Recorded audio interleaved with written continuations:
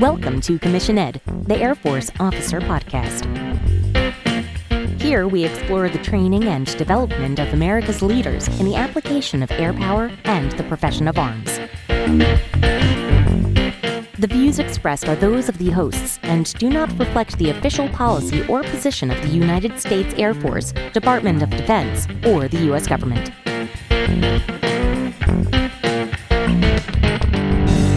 Welcome back to another episode of Commission Ed, the Air Force Officer Podcast. I am Colin Slade, and today's episode is a continuation of the deep dive into Air Force ROTC. If you haven't already done so, please go back and listen to last week's episode, which covered the first half of a cadet's experience in Air Force ROTC as a GMC cadet. This week's episode covers the second 2 years, or the second half of being a cadet. And the topics covered in last week's episode will provide a lot of context and detail that will help you better understand the POC experience. So with that, turn it over to myself and Reed for our deep dive into Air Force ROTC Part 2. All right, so we've already said we're going to put a pin in field training. Field training happens. Now you are this hardened warrior coming back, ready to start your junior year. So I guess I'm following the pattern, right? You're 300 now? Is that where we are? Yes. Very good, Reed. You can see the pattern. You can follow. Well done. That's part of my job, right? See the pattern. Very good. So exactly. I completed field training and moved into the POC. Because I had already received a scholarship at that point, I had already contracted with Air Force ROTC, but for those who don't receive a scholarship and then complete field training, it is at this point that they will contract with Air Force ROTC. And it is exactly like it sounds. They're signing on the dotted line that says, I am going into the Air Force. Upon graduation, I will receive a commission, and they also take the enlisted oath. They are still not technically in the military, but they are in a reserve student status while they complete the rest of their ROTC training. What that really does, though, is it just helps people to think more clearly about whether or not they want to really commit to the Air Force by making them take that oath. Because before they take it, they can walk away from ROTC and the Air Force at any point. But with that contract, with that oath being taken, that is the leverage that the Air Force needs in order to get somebody to finish the program, pay back their scholarship, or fulfill an enlisted contract if that's what the Air Force needs. Yeah, that's really interesting. When I think I mentioned this when I did my OTS deep dive, I did the delayed entry program. You know, I've been selected and went down to MEPS and raised my right hand and swore an oath, and it definitely feels real.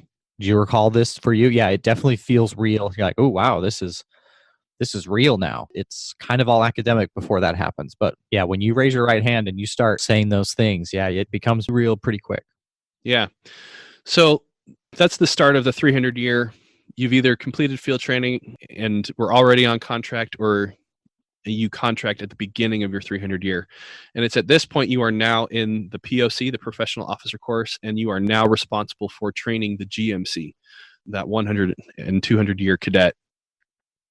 So the 300 year is where you are now focused on putting into practice everything that you've learned up to this point about what Air Force ROTC is, how you lead other people, how you build a team, and you get to do it in a safe environment where there is no operational consequence for failure. Nobody's going to die. Nobody's getting shot at. No bombs are going to miss their target. And so it's a good environment for you to start practicing some of your leadership skills, get a feel for what it's like to be in charge of other people. And sometimes the responsibilities that you are given are directly over other GMC. Sometimes it's more of a project management type position, which also aligns with how things happen in the Air Force. Sometimes you're in charge of people. As an officer, sometimes you're in charge of a project or program. It is also during this year that, like I alluded to earlier, that cadets will participate in the rated selection board.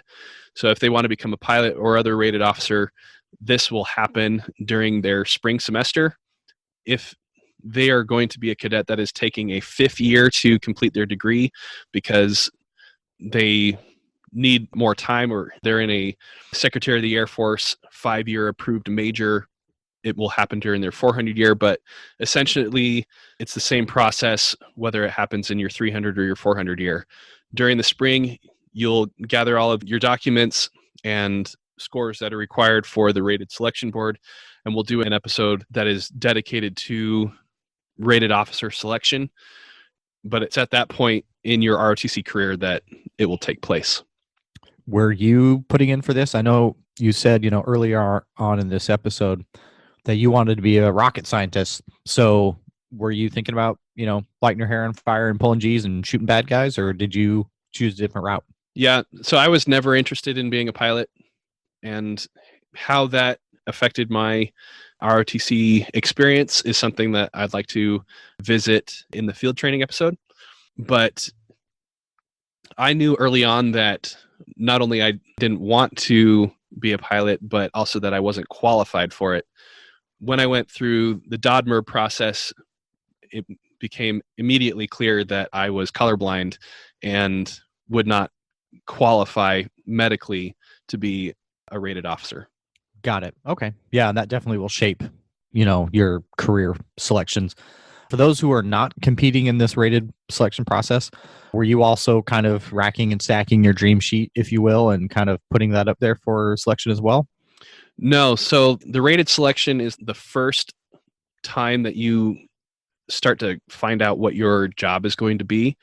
For all other non-rated officers, that happens in the 400 year. Got it. Okay. So my 300 year was even more rough than my 200 year. Kind of see how the progression is going for me. I mean, I really enjoyed my first semester as a 300 cadet because I was a flight commander directly responsible for the training and development of GMC cadets. I really liked teaching and helping them learn how the program works. But I'll be honest, my second semester really sucked. I did not enjoy it at all. And that's for a number of reasons, but primarily it was because I was put in charge of a program that I didn't believe in and I didn't enjoy. I thought it was unnecessary and burdensome to both me and to the cadet wing. But my leadership around me, both cadet and cadre, felt that it was something that needed to stay in place and that I needed to pull myself up by my bootstraps and participate more fully in it. And I can get into the specifics of how that all went at a later time. I don't think we have time to fully address all of that here. But yeah, I didn't believe in the program. Plus, at the same time, I was struggling in my academics. Now I was in my junior core of mechanical engineering, which is something that is going to happen for pretty much every cadet. The junior core in any major is always going to be more difficult. That is really where the weeding out tends to happen. Yeah, it definitely happened that way for me. The junior year was pretty tough. So I was struggling in my academics, and then I mentioned earlier there was that girl. Well, now we were engaged, planning to get married, and so my attention was far more focused on her than really on anything else. Yeah, so many lessons. I'm sure you look back on that time, and I'm sure it taught you a bunch. I mean, we have to do things that we don't believe in sometimes. And I don't mean that in a, like we're diametrically opposed philosophically to something. It's more, I'm not sure this is the best use of my time and capabilities, but guess what? It's not about me. Yeah, we've all had that at some point in our career. So still some lessons that can be learned and applied today. Oh, yeah. And I think back on that time regularly and use that to better inform my decisions going forward, both in the things that I get involved in, as well as the things that I ask other people to give their attention to. Cool. So you suffered the slings and arrows of outrageous fortune of the 300 year, and here we are, year 400. game time, right? I mean, this is Yeah. when it starts to get pretty real. Except not for me. Oh, Yes, the 400 year is where cadets should be focused on preparing for active duty and becoming a lieutenant. It is here that they're at the pinnacle of their ROTC training. They know how everything works. They're in the upper echelons of cadet leadership, and they should be the best prepared and most capable cadet in the wing at this point.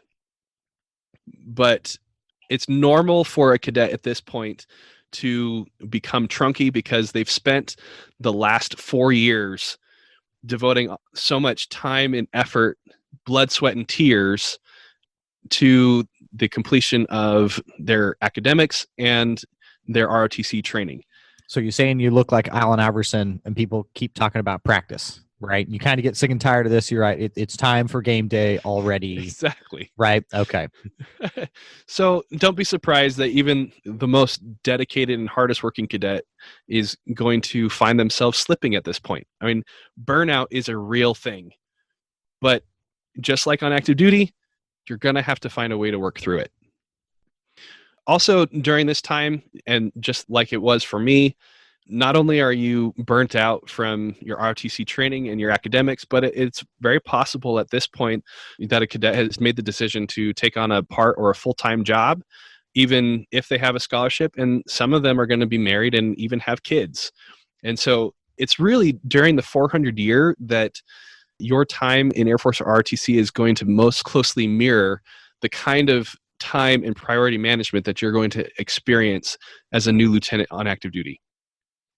So my advice to cadets that are in their 400 year is buckle down, take a much closer look at what it is that you're trying to accomplish, and get really good at managing your time, your priorities, expectations, both for yourself and for your family, because this is what things are going to most likely look like when you get to your first duty station and you have to balance the requirements of the mission, your position as a leader of airmen, and a technical expert within your career field.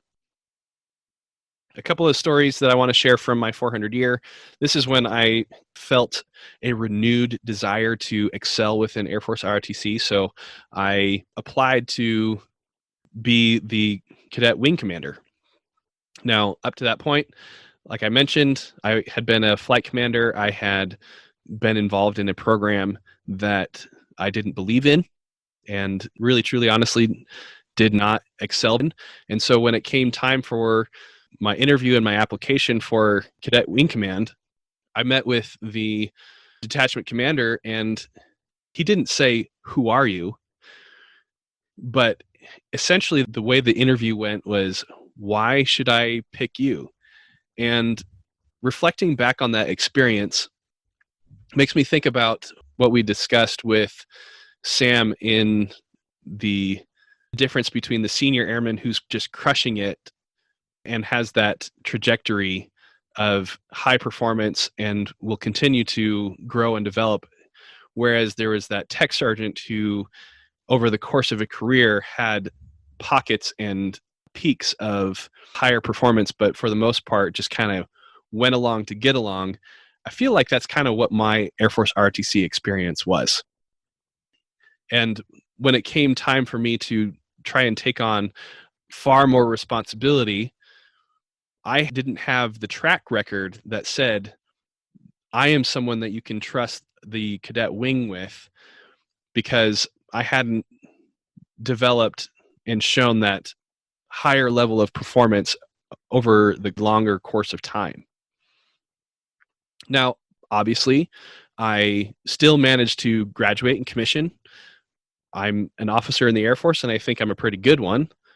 I'm certainly not the best, but had I taken my training in ROTC more seriously and sought out a higher level of performance, maybe I would have been that cadet wing commander. Not that you have to be a cadet wing commander in order to truly achieve success in ROTC and become a much better officer to begin with, but I certainly didn't put in the time and the effort as a 300, as a 400, and then I did a 5th year in completed status because of my mechanical engineering, I definitely did not prioritize Air Force ROTC to the extent that it should have been to really set myself up for greater success as an officer in the Air Force once I got to active duty.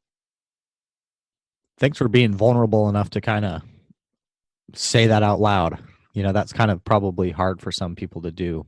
I'd like to add a little point here that I think is relevant, and all of our listeners, pretty much no matter where they are, I think this can apply, but especially for those headed to OTS or headed into ROTC or working on ROTC, I think there's a couple things that are good to keep in mind.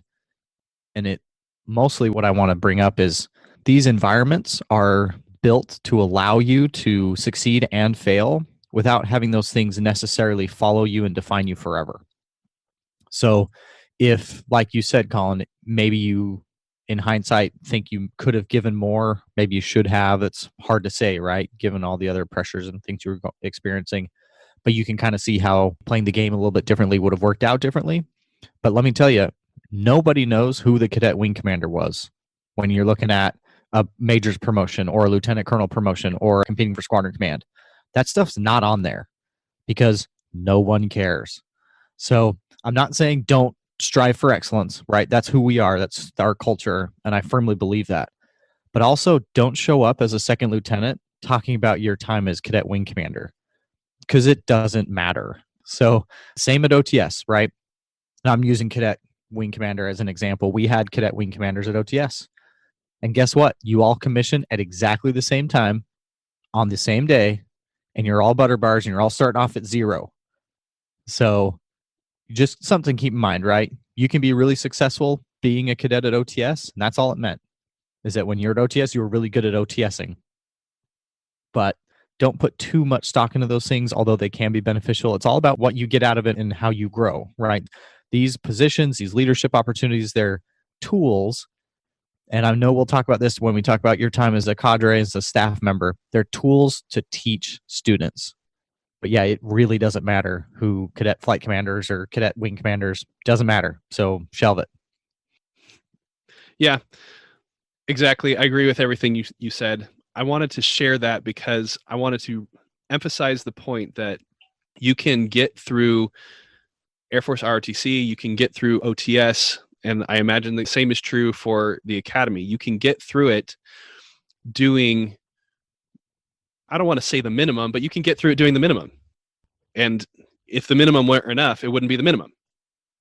But at the same time, I recognize that my development and my preparation for being an officer when I showed up on active duty was not where it could have been. And I was not necessarily as ready as I would have liked because I didn't put as much time and effort into Air Force ROTC that maybe I could have or should have.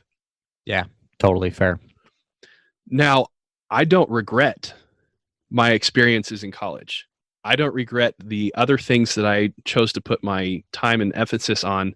I don't regret the other experiences that I had, but because of what I chose to do, that definitely colored my preparation and eventual level of performance as an officer when I got onto active duty.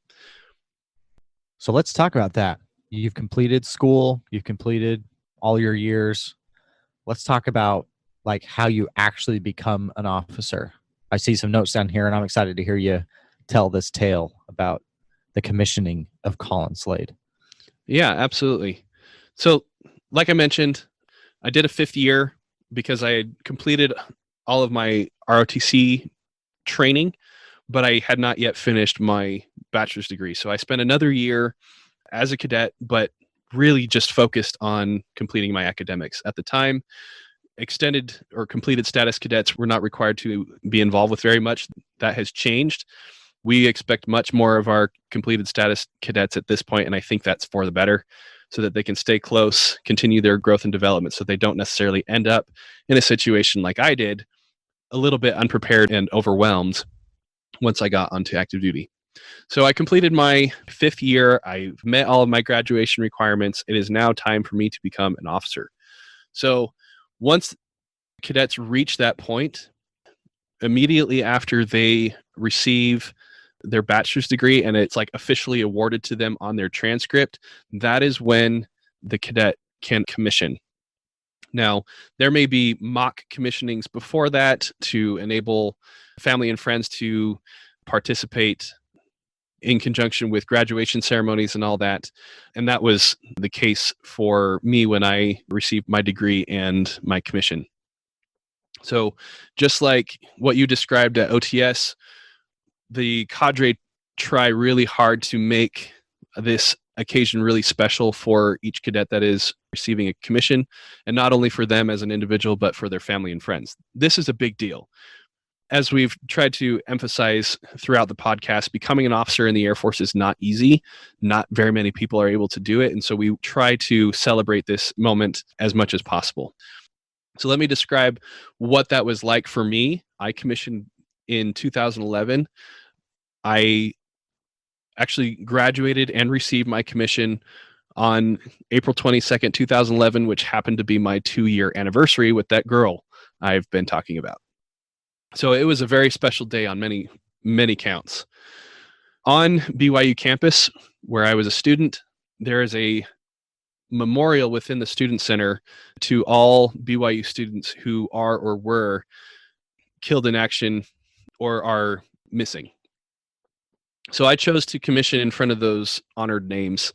And my father was an officer in the Utah Army National Guard way back in the day. But once an officer, always an officer, and unless you resign your commission. So my father was able to give me my oath of office.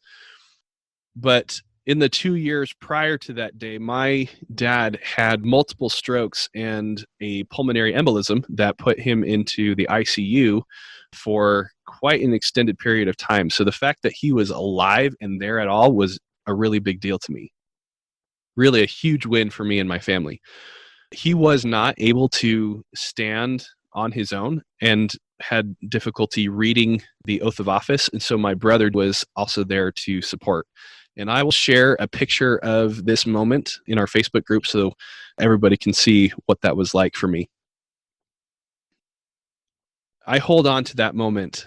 It is near and dear to me because of all it meant for me, not just in receiving my commission, but what it means for me and my family. In addition to that individual event, my detachment also held a mass ceremony for all the friends and family of those that were commissioning. And it was at this time that my wife and my mother pinned on my rank. And I'll share some of those pictures as well. And it was at this time that I also asked my best friend to be my first salute. He was a specialist in the Utah Army National Guard at the time. And he is also now a captain in the Air Force coming up on his major's board. So soon my first salute is going to outrank me. And I think that is rather uncommon. Yeah, that is really interesting. So this is 2011. So that his board will be next year? Yeah, so he is non-line. He is medical service corps. And so it's a whole different ball of wax. Yep. Okay. Yep. Completely different, but he's still going to outrank me. So that was my experience receiving my commission. Really special time in my life. I think back on it fondly. I think back on my time in ROTC fondly. Yes, it was hard. It was not always what I wanted it to be, but I'm really glad that I did it. It got me to where I am now, and it taught me so many important lessons along the way that I reflect on regularly that helped me not only as an officer in the Air Force, but as a husband, as a father, and I try to be a good person, and I use the things I learned in ROTC in order to try to do that. So what happens after you graduate and commission? It's not like OTS where you're shoot out the door and you're like, go, go, go, get out of here. We don't want you anymore. That is definitely not the case for ROTC. So after you commission, you wait. You wait until you are called onto active duty, which may be up to a full year. Air Force ROTC promises that you will be called on to active duty within 365 days from when you graduate and receive your commission. And the reason for that is that AFPC is trying to align your entrance onto active duty with the class dates for your career field, which, depending on the career field that you're going into, may not happen very often. And there may not be room for you at those class dates because, just like everything else, they have to take into account officers that are coming from the academy or OTS, and there may not be a spot for you until a much later date. And they're not going to bring you onto active duty just to sit around and twiddle your thumbs. And so don't be surprised that if you go through ROTC that you may have to wait for up to a year before you get onto active duty. I was fortunate enough to have to wait only for about 9 weeks, but during that time, we were no longer students, so we didn't qualify for student housing. And in order to save money, we moved in with my wife's parents so that we had a cheap place to live until it was time to go on to active duty. But during that time, whether it's 9 weeks or 9 months, you are still being looked after administratively by your local detachment that commissioned you. Then once you are on active duty, it's at that point that you're owned by Big Air Force and your gaining unit, and they'll take care of you along the way. So that is Air Force ROTC from the cadet perspective. I know I went into a lot more detail than you probably expected or needed, but because Air Force ROTC is the primary source for line officers in the Air Force, I wanted to make sure that you had all the details necessary to share this with other people and they can make an informed decision from that point. Yeah, no, super great, thorough rundown. And I'm sure, Colin, there's going to be people out there with questions, and we'll extend the invitation as we always do. Please reach out to us via email, via social media. Get in touch with Colin. If you've got some ROTC questions, he's definitely going to be your resource. Lots of great stuff here, but I'm sure if the audience has any questions, you're more than happy to field those. Absolutely. That being said, though, I do encourage you to get in touch with local Air Force ROTC detachment, cadre, or commanders, because eventually this information is going to become out of date. Now, I know I said that things don't change very often with Air Force ROTC, but I can't guarantee that. But I also can't talk to you about the specifics that are unique to that particular university or your situation. So highly recommend that you go talk to the local cadre and get the information from them. Cool. Well, thanks, Colin. Do you have any other things you want to add before we wrap it up for this week?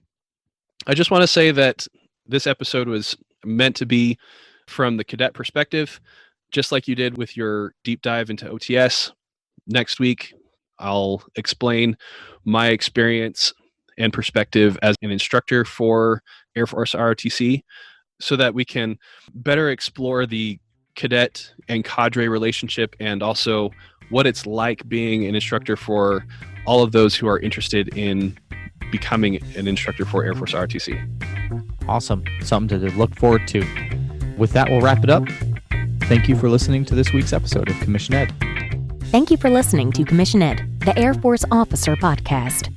The views and opinions of the authors expressed herein do not state or reflect those of the U.S. government and shall not be used for advertising or product endorsement purposes.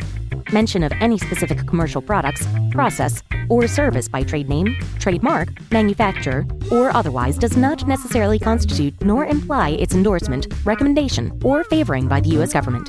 The mention of companies by name is solely for the purpose of discussion and should not be implied as endorsement.